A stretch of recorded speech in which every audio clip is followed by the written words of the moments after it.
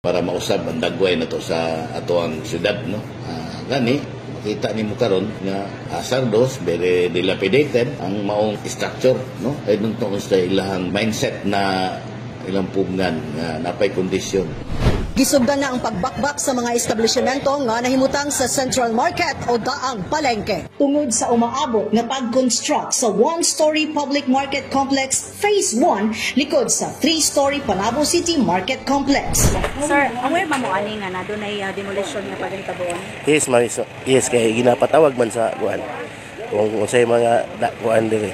Kabalo na may daan. Mas okay para magwapo ang building kay dekado naman kay ni mga kuan ni mga grounded, makita niyo mga grounded ng mga linya diri. Dekado na kay kuryente.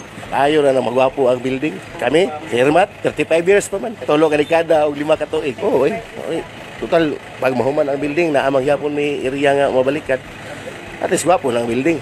Di na parehaan ni nga batayanan na kayo. Napay mga linya nga basta makita man ninyo mga buslot. Makita man ang mga kuan. Kunang para sa mo okay ni wa may kuan. Okay mi sa kabaguhan sa mga building. Base sa Resolution number 625 Series of 2024 nga nagkanayon nga giautorisa o adunay pagtugot sa sangguniang panglungsod si City Mayor Jose E. Relampagos nga maghimo og lakang alang sa pagdemolish pinaagi sa City Engineering Office sa Block 4, Block 4A, Block 10 ug Block 10A sa Panabo City Public Market. Sa pagpatuman sa Section 7 Special Provisions of Appropriation Ordinance number 58-2023. Ang maong luna gisusi o adunay hingpit na pag-check sa mga personahe sa Bureau of Fire Protection o kini gi-report nga ang maong establishmento dili na luwas alang sa katawhan. Support ko ani kanang aware na pud ko last year na. Last year pa mo.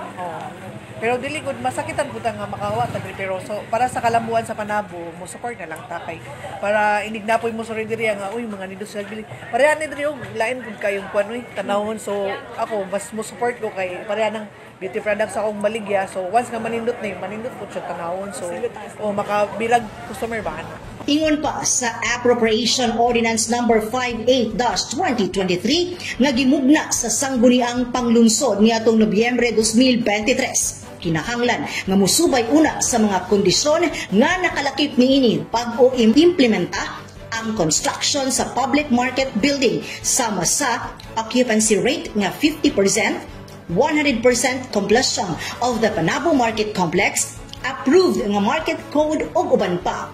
Apan sa veto message ni Mayor Joe ngadto sa maong appropriation ordinance, iyahang gipunto nga dili function sa 9 City Council ug wala kini otoridad kung unsaon ang proseso sa pag-implementa sa mga programa, proyekto ug mga aktibidades sa local chief executive. Actually nakaundik ng ato ang kwarta sa Panabo, dili na loan, no, para mausab ang dagway na to sa ato ang syudad, no.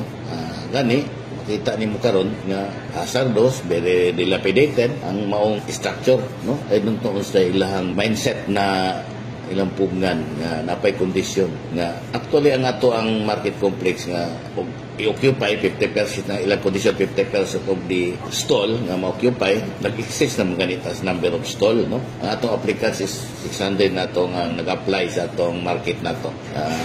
That is excess na kay sa ato ang ang ato ang stall that is 180 lang, no, ang atong stall. Ang atong applicants is 600, sobra na sa ilahang kunuhay nga solusyon nga dili ko ka start sa next project wala pa ma-occupy, dili mo na pwede, not the same building, sultihan ta mo. Ang ato ang condition is the same area, makabalik sila. Wapo ang kondisyonis na to, daghang kondisyon akong gihatag nila. Ang mayor adunay tumong nga maplastar og luwas sa peligro sa mga linya sa kuryente o uban pang matang nga makahatag og kabalaka sa mga namuyo og sila matukuran og bag-o nga establishmento. Kauban sa camera si Richard Dictas og Francis Paculanang. Kini si Dali Amag nagikan sa City Information Office Broadcast Services alang sa Frontline News Panabo. Importante, inform.